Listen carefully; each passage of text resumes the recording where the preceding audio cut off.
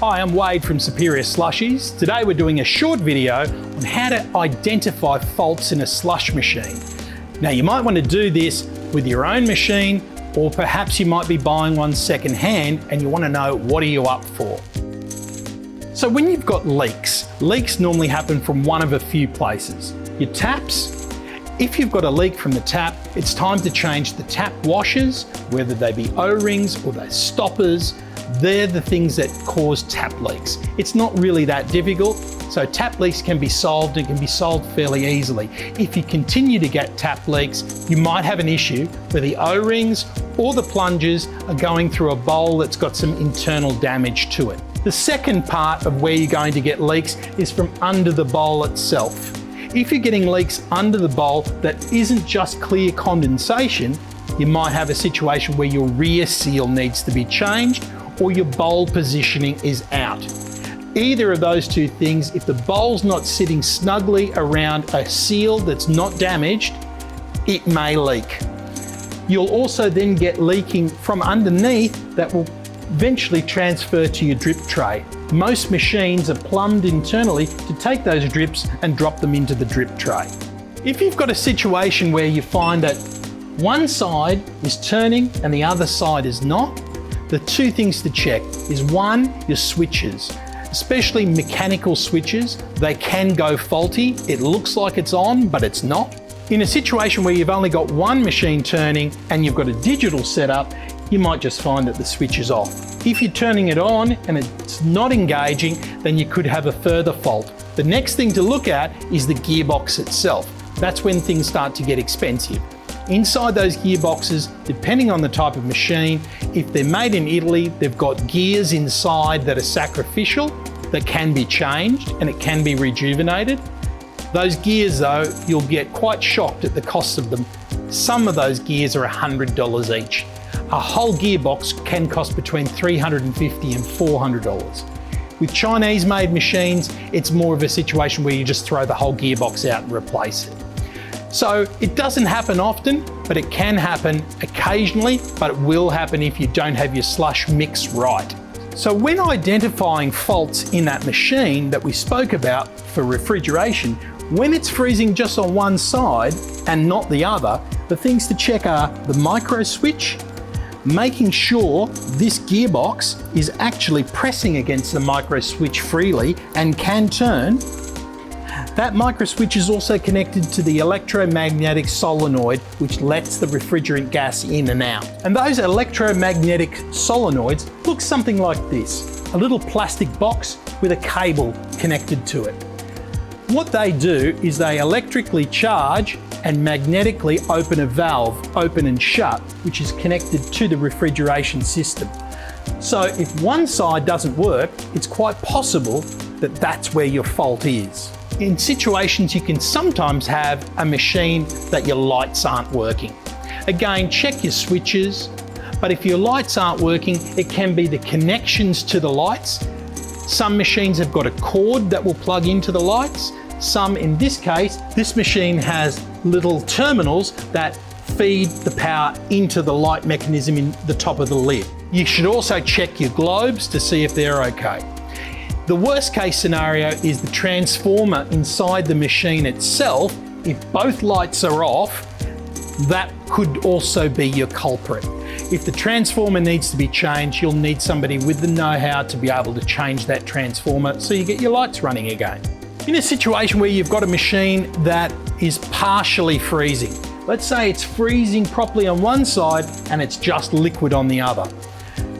As long as you've already checked to make sure that the machine is in the slush mode, if you're in that situation, then you're going to then think, well, why isn't the refrigerant gas going to one side? If it's a situation where it's cool but not cold, you could be in a situation where there isn't enough gas coming to that one side. But there probably won't be a refrigeration problem if one side's working and the other one isn't.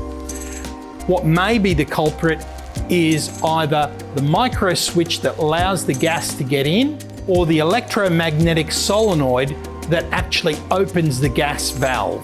The other situation you might have is incorrect settings for the temperature control of your machine.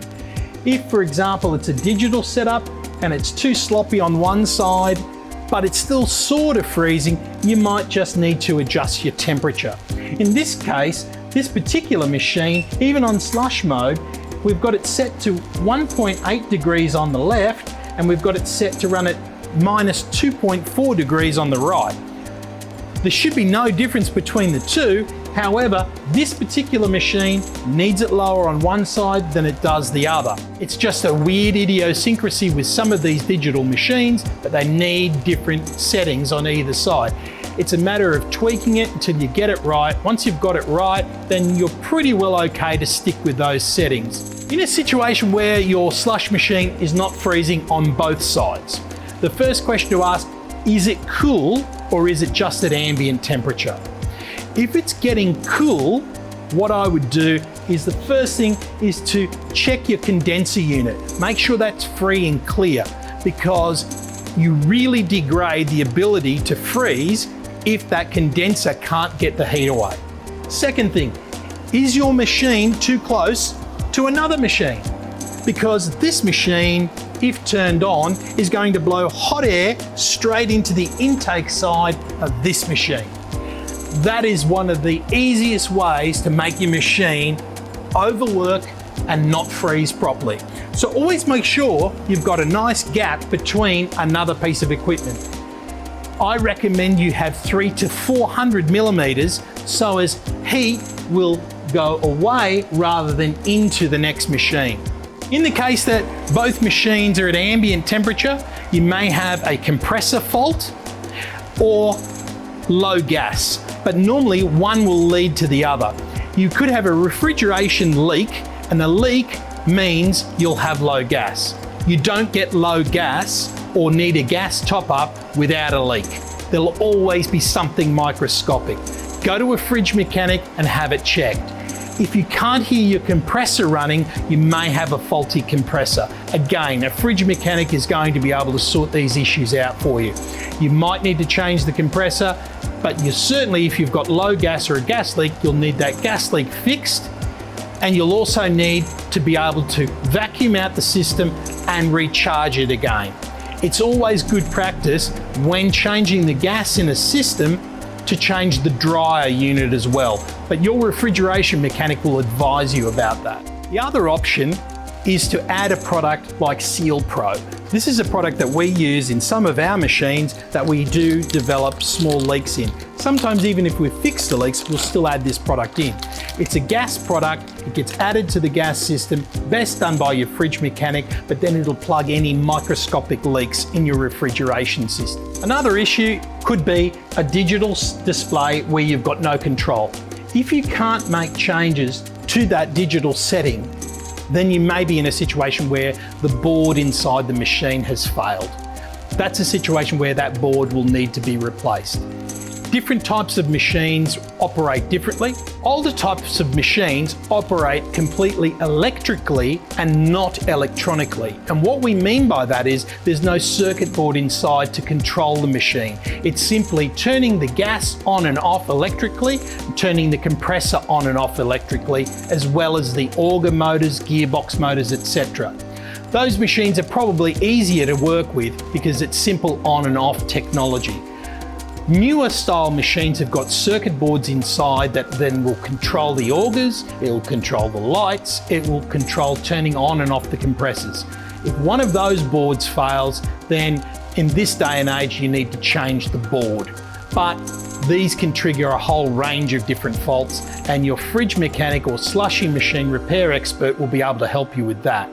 A digital display machine where there's no control on the digital display will need a board replacement. One of the final things, just to wrap up, is what's the best practice? If you've got a leak in your refrigeration system, use a sealer.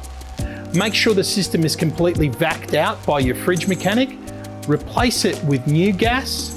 Also, you should consider checking your condenser unit. Is it free and clear? And your fridge mechanic may also suggest using a refrigerant dye to try and find a leak.